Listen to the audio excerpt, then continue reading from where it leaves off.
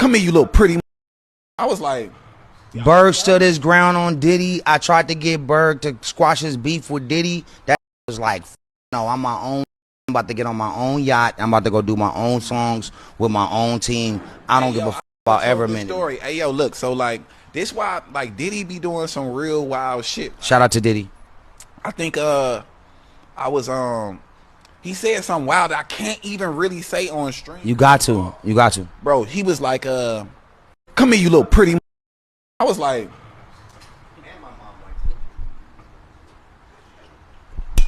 well, at the end of the day, bro, like, no. nah, like, so I'm like, we at his crib, we at Star Island. I'm like, huh?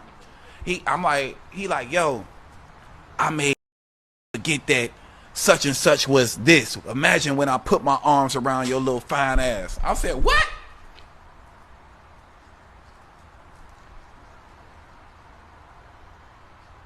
Crazy at this point because, well, not because I'm wondering, well, what does he know?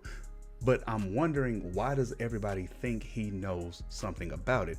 Outside of the conspiracy theory type of stuff, I understand why people are saying it because of that. But stepping outside of that from a, I'm not gonna say a clear-minded point of view. I'm not gonna call somebody with a conspiracy theory a muddy-minded person, because they're usually not. They're usually pretty bright, actually. Trust me. But from a more casual perspective, what could come here, you little possibly know about what happened that really and truly could land him in any kind of legal trouble or any kind of, I mean, even just moral trouble for the future?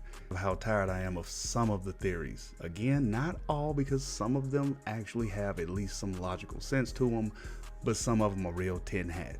Shout out to Diddy. Shout out to Diddy. So me and Diddy was in the bathroom, right?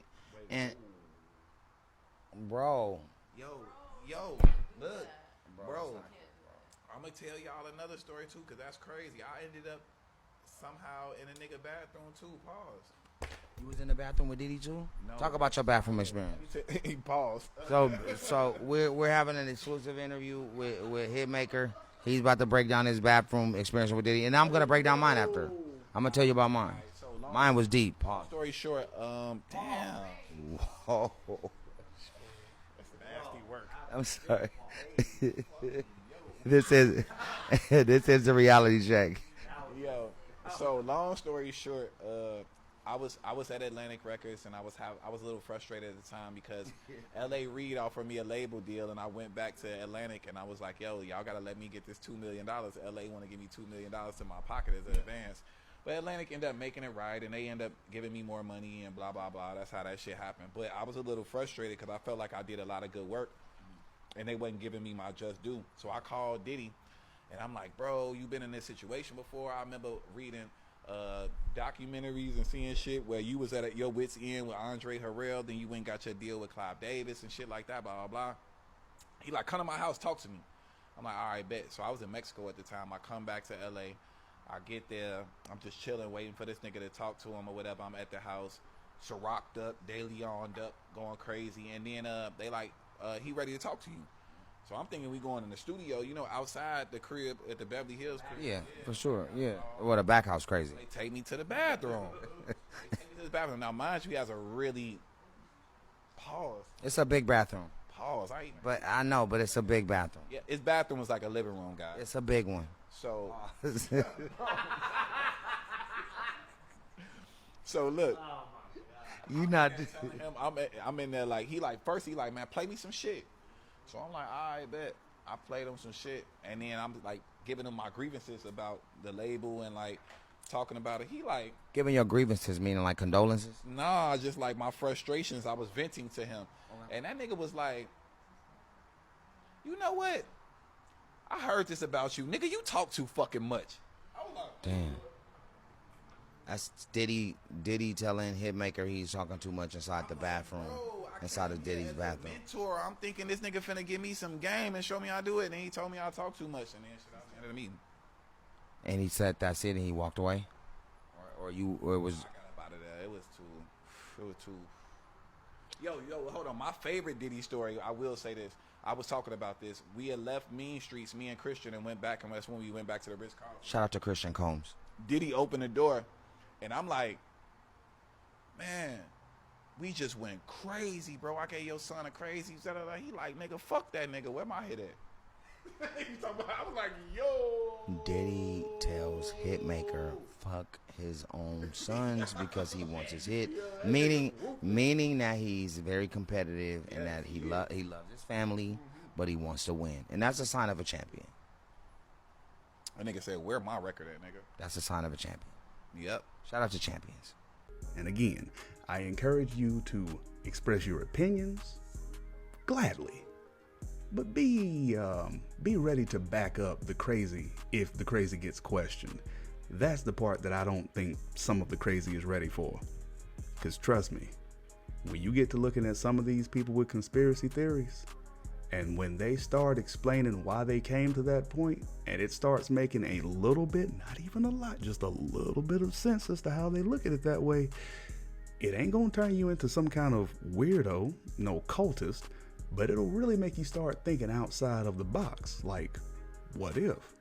So, in case you're wondering why I do encourage things, but at the same time I'll call some of them the crackpot theories that they are, that's why. Be open to everything. Just because I have my opinion on it doesn't mean that you might not hear it and hear something completely different than what I heard and then correct me. And then everybody wins. I don't mind being corrected. Do you? Look in the mirror. That's another question I ask myself. Anyway, I'm completely digressing again, aren't I?